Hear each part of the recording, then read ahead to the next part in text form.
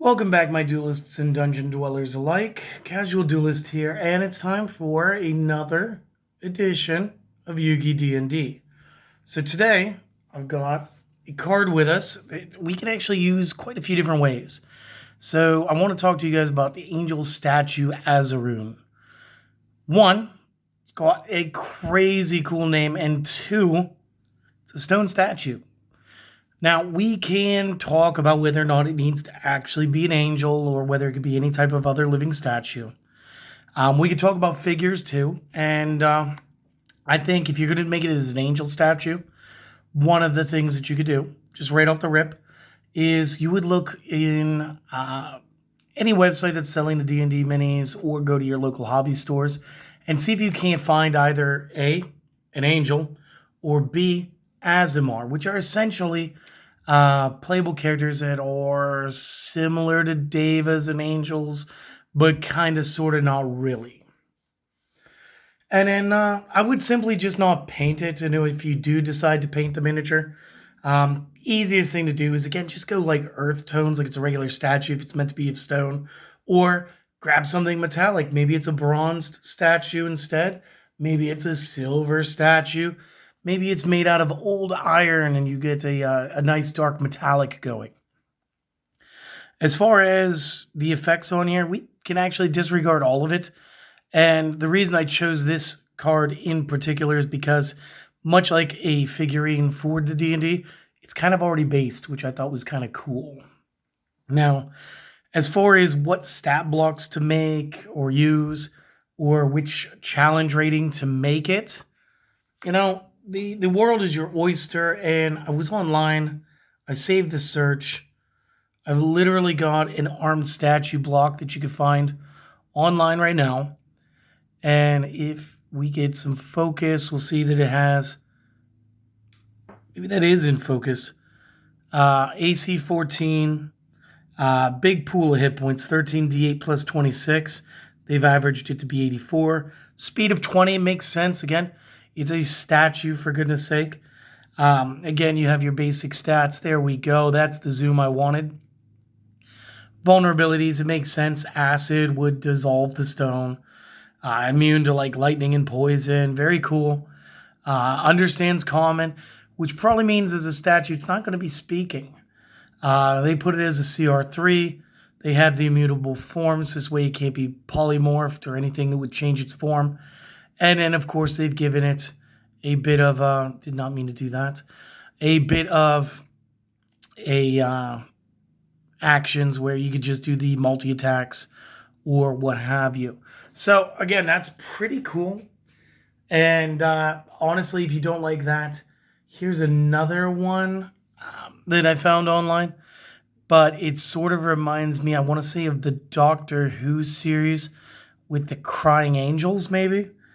And this one here will be a CR5. And again, this one's going to have an entirely just different look and feel. But the thing is, it doesn't need to be an angel statue. I just picked one because it looked cool and it was readily available to me. Additionally, it could be any type of statue.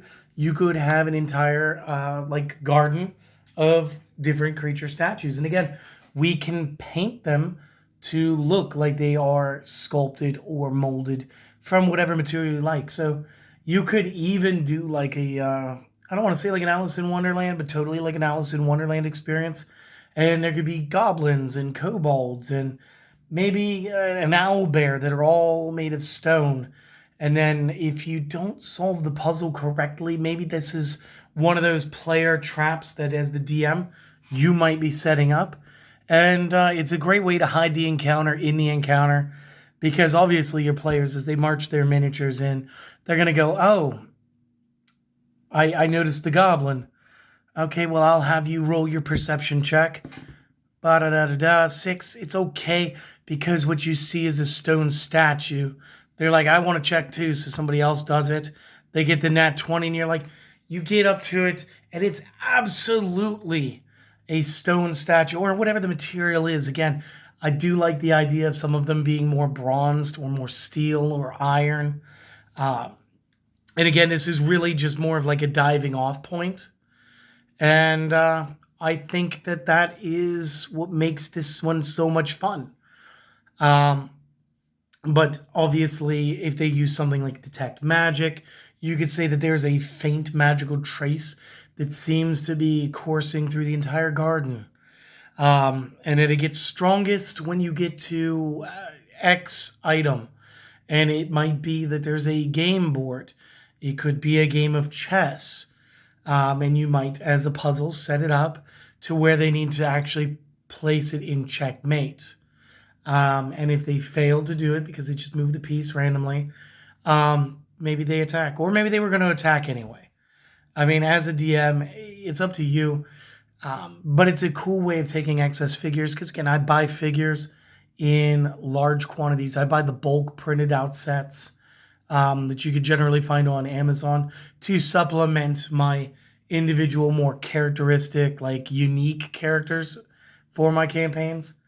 But it's good to have a bunch of generic looking bad guys too. So sometimes you end up with some extra ones, and it could be whatever you want it to be. Right now, I have 4 extra Vine Blights. I've already painted 6. I just don't see the need for 10. However, I can leave them unpainted. They already look primed. They're statues. So take it with a grain of salt if you like. But this is an excellent way of transforming this Yu-Gi-Oh card and basically any other card too and any figure into a statue character. And again, you can go with the whole this is a trap monster, and it could be something that gets triggered based on a puzzle or a trap in your game. So hopefully that helps out.